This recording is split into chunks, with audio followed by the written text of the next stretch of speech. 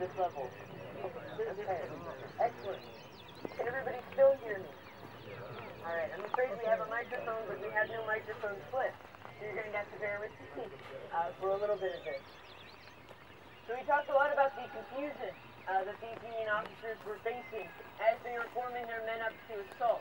This is the entire Union 2nd Corps being massed to this attack. But they, of course, do have some planning that goes into this. Although the officers and men are often somewhat in the dark, quite literally and metaphorically, they do lay out some plans. At 7 p.m., the evening of May 11th, Winfield Scott Hancock calls a meeting of his 3 division commanders, Francis Barlow, John Gibbon, and David Bell Birney. Gershom Mott is not present because his men are detached. Their plan, as Hancock delivers to them, is to attack the Confederate right flank at daybreak the next day. Barlow wrote, "We were told that it was a movement of more than usual importance, and we were reminded of the gratitude which the country would feel for those officers who should contribute to the success of the enterprise." But there is no clear information on the critical details, the details that these officers needed to hear.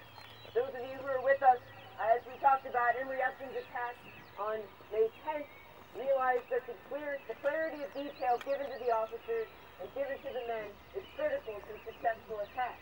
But here, these men do not know what they are supposed to do. Barlow said no information whatever was given us as to the position or strength of the enemy, or as to the troops to be engaged in the movement, or as to the plan of attack, or why any attack was to be made at that time or place. Which leads us to ask just what did they actually know? In Hancock's report, he said the direction in which our troops should advance was ascertained by a line determined by a compass on the map from the Brown House, which is the staging area not quite a mile away, toward a large white house, known to be inside the enemy's works, near the point we wish to strike. So who's feeling confident about this plan? We have a mark of a compass leading to a white house that we know is in the inside of the works. Any volunteers? Not so willing, I see. Union forces clearly are lacking knowledge about the Confederate lines in front of them. Where we're standing is the closest that any of the Union soldiers have gotten to the Confederate lines. And it's the Gershom Mott's attack on May 10th, which, as you may know, was repulsed almost out of hand by Confederate artillery attacking the Mule Shoe salient. That does not necessarily bode well for this attack, if this line is the farthest that any Union attack had gotten, and it failed miserably. The guides for this movement are Lieutenant Colonel C.H. Morgan, the Inspector General of the 2nd Corps, and Lieutenant Colonel C.H. Mendel. What's interesting is that these staff officers who are the guides also know extremely little. They don't really know where they're going either. They don't know the character of the ground for the attack. It makes planning extremely difficult. They are to coordinate with other corps as well. This is not simply to be a 2nd Corps mass assault. The other corps are also supposed to engage. Ulysses S. Grant said that Warren and Wright should hold their corps as close to the enemy as possible to take advantage of any diversion caused by this attack and to break in if the opportunity presents itself. So, Grant is always looking for a weak point.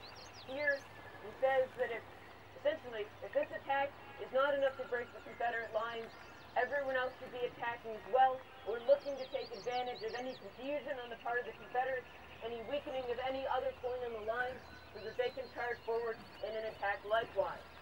So these other corps, particularly the 5th and 6th Corps, are to either attack or be prepared to move elsewhere and attack.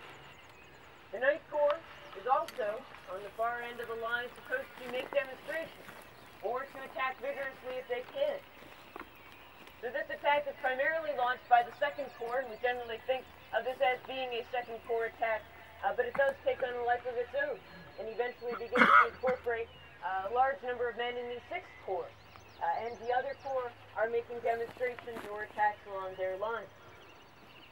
So as these men are planning their march, Frank told you that men of the 2nd Corps had a long march ahead of them, from one end of the line essentially to the other. They'll arrive in place about 2 hours after they start, a long night night march, and they'll arrive about midnight. They'll have a meeting at the Brown House that I mentioned earlier, that is off behind you. Barlow goes in to meet Lieutenant Colonel Merriam, who also had been in the attack on May 10th. And Merriam, in that failed attack, is going to draw a sketch on the wall of the Brown House, laying out where this attack should go, what the Confederate lines look like. But keep in mind that he's never been farther than you all are standing. So you can look out on the Confederate lines and see about as much as he needs. These men know that there is wide open ground, and they need to march straight forward to the Confederate lines. But beyond that, they don't really know. What fills these men with anxiety and anticipation as they stand on the edge of a massive assault, they are still trying to ascertain these critical details that they feel they need to know. Barlow, in command of essentially close to half of this attack, sarcastically asks as he's trying to get information whether there was a 1,000-foot ravine between him and the objective point. When he could not be assured even on this point, he seemed to think that he was called upon to lead a forlorn hope and place his valuables in the hands of a friend. Upon leaving the Brown House, Barlow's aide observed he acted as if it was indeed a forlorn hope he was to lead. His voice was subdued and tender as he issued his orders to the staff for the formation of his command. Very different from the brusque and decided manner usual for him. We see an interesting thing here in that the kindness of this officer is seen as unusual, and actually a very bad sign. It's a warning to his staff that he is being nice. Usually he's fearing us before he sends them into an attack. For Union troops, the night march is exhausting, and then it becomes comedic in its ridiculous nature. Then it becomes extremely sobering as they reach the jumping off point and realize they still know very little about what they are about to do. We have officers and men who are veterans. This is not their first go-around. But they are sobered by what they are looking at. They're not easily dismayed or frightened, but this attack alarms them, not only in what they do not know, but in what they do know. As they're looking forward, as they're massing their assault, they realize this is a desperate situation. Something is different about this attack. It is not the usual attack that they are used to leading. And that is very frightening and very alarming to them. During the meeting, Barlow proclaims that the organization of his line, that his division will form in 2 lines of masses. It means that Barlow is going to, in some ways, play off of... Nice cut off.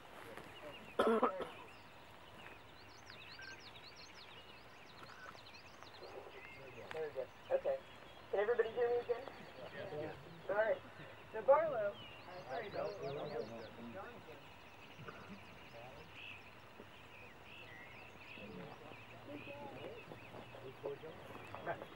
Okay, are we back? Okay. Then we're back to my voice again. I hope you'll bear with me. Can everybody hear me at this volume? Yeah. Good. All right. So Barlow proclaims that his men are going to mass, that they're going to go forward in a very dense column, similar to that Emory Upton used on May 10th. Birney, David Bell Birney to the right, is going to spread his men out in a linear formation, which leads us to an attack that looks an awful lot like a hammer. It is going to hit the very tip of this mule shoe salient. Barlow decides that his dense formation is better.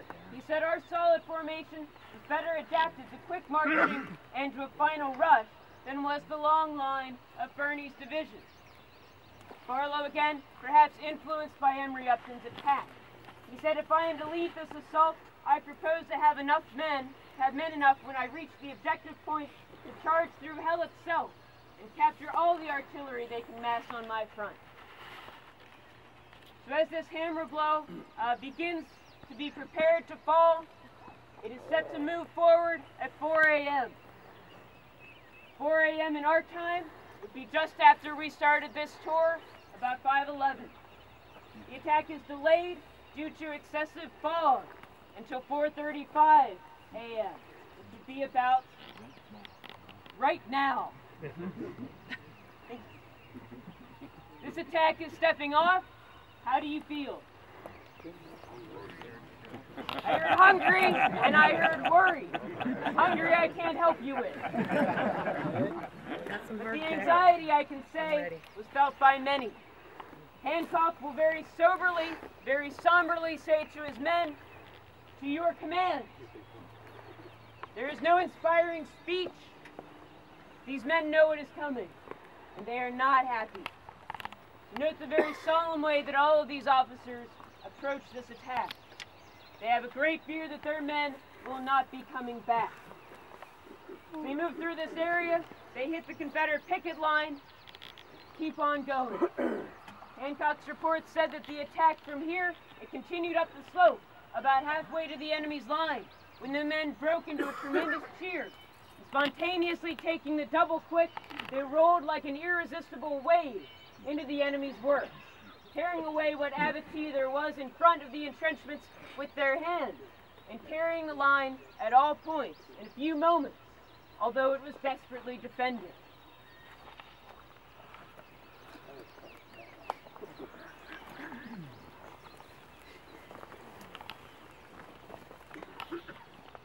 As the night proceeded, Confederates out in front of you could mark the progress of the Union march across their front, from left to right. But Ed Johnson's division in front of us had a unique experience, because the Union sound of march stopped right behind you and built right in front of you. In the course of the night, Confederate pickets on this ridge became deeply concerned by the prodigious amount of noise emanating from those woods. They woke up a brigade commander, George Hume Stewart, Maryland Stewart, and dragged him out here to listen. And what he heard was the cacophony of voices, a full medley of thousands, and it sounded to him like a waterfall of noise. There was a large buildup in front of him. He is the first to recognize that this is no longer a Union retreat. This is massing for a major assault. And the one thing that that Confederate line out there needs is artillery. And this begins a tremendous bureaucratic ongoing battle of its own. Maryland Stewart went back into his lines to the McCool farm and woke up his division commander, Allegheny Ed Johnson, and dragged him out to the line, and sleepily they listened to the waterfall as well. Once Ed Johnson was convinced, he sent off to his 2nd Corps commander. They woke up Richard Stoddard Ewell at the Harrison farm and asked for the artillery back. Richard Ewell wound up talking to Robert E. Lee to ask for the artillery back. And Lee assured him that all the intelligence says that the Union Army is retreating. But Ed Johnson persists, and Richard Ewell relents. He sends off for the Confederate 2nd Corps Chief of Artillery, Armistead Law, and orders the guns back. Long is going to wake up about 2:30, 3 o'clock in the morning and sign off to have that artillery brought back. 24 guns that are necessary in the tip of the Mule Shoe. By the time that order found that Confederate battalion commander, Thomas H. Carter, Carter was 2 miles from here. He was down below the courthouse at Spotsylvania, and his horses were unharnessed and grazing, his men scattered and sleeping. He endorsed the order that it was 20 minutes before daybreak. and that he would get his guns moving as fast as possible.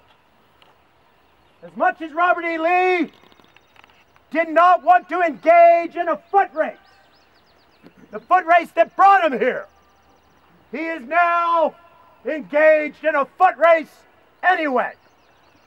It is a question whether the Union Second Corps will arrive here first or the artillery will arrive in those earthworks out there. The morning is close. It is dark. It is diffused. The rain has led up to a fine mist. There is a ground fog that swells and fills this area. Visibility is about 35 to 40 yards in any direction. You can make out big things like tree lines, but all other details disappear. As the Union soldiers move forward at this very moment, 150 years ago, they are launching the biggest, seemingly surprise attack there is. 19,000 men billowing up through the woods. They have no artillery announcing their attack. They are coached that there will be no firing until they capture the Confederate line. And above and beyond all things, there will be no cheering until the line is taken. Stealth until the last moment. And as they advance, out of the fog, they meet the Confederate picket line disposed on this ridge, where we stand. And the first shots of May 12th that will touch off a firestorm that will consume us for the next 22 hours begins here. Those first shots will start off to your left, down around the Landrum house, just inside the grove of trees. Union soldiers, unable to determine the strength of their opponent, open fire. As you heard from Beth, Union soldiers have been told that they're attacking a ridge, and that is where the Confederates are located. We are on a ridge. This is a ridge with Confederates on it. And as Union soldiers swarm this spot, they begin to cheer. Across the way, Confederate soldiers have been vigilant all night long. They know what is coming. They anticipate the attack. They anticipate their artillery. They have tried heroically all night long to keep their powder dry for this moment. They don't know when this moment was coming, but they knew it was coming. And at this moment, 150 years ago, in the fog, in the mist, this entire ridge explodes in cheering and fire. It is so profound that at least one of the Confederates out here on this picket line insisted that it was as loud as a cannon. And he was convinced that the Union Army opened with artillery, because in the fog, the sound is magnified. He said that the fire was so close that he literally, instinctively, grabbed his head because he was sure it had been shot clean off.